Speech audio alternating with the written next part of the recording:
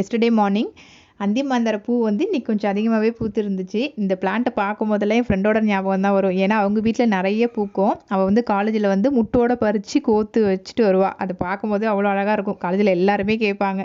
அந்தளவுக்கு சூப்பராக இருக்கும்.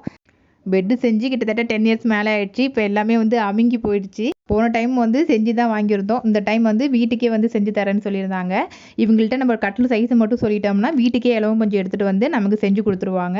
10 இயர்ஸ் வரைக்கும் வாரண்டி நல்லா இருக்கும்னு சொன்னாங்க. அதனால் நாங்கள் எங்கள் வீட்லேயே செஞ்சுட்டோம். நாங்கள் சின்ன வயசில் இருக்கும் போதுல எங்கள் அம்மா வீட்டில் வந்து மரம் இருந்துச்சு. அந்த காயிலேருந்து நாங்கள் இலவம் பஞ்சை எடுத்து தலகாணியெல்லாம் செஞ்சுப்போம். எனக்கு அதுதான் இப்போ ஞாபகம் வந்துச்சு. பெட்டு கவரு கலையாமல் இருக்கிறதுக்கு 4 கார்னர்லேயும் முடிச்சு போட்டு அதுக்கப்புறம் கவர் பண்ணிங்க அப்படின்னா வந்து அவ்வளோ சீக்கிரம் கலையாது. தெரியாதவங்களுக்கு கண்டிப்பாக யூஸ்ஃபுல்லாக இருக்கும்னு நினைக்கிறேன். புரட்டாசி வேறு வரப்போகுது. அதனால் சிக்கன் வாங்கிட்டு வந்திருந்தாங்க. சிக்கன் குழம்பும் கபாப் தான் பண்ணியிருந்தேன். ஏபிசி மால்ட் ரெடி பண்ணியிருக்கேன். இது ஃபுல் ரெசிபி லாங் வீடியோவில் போஸ்ட் பண்ணுறேன். கண்டிப்பாக பாருங்கள். நாளைக்கு வேறு ஒரு வீடியோவில் பார்க்கலாம். பாய்.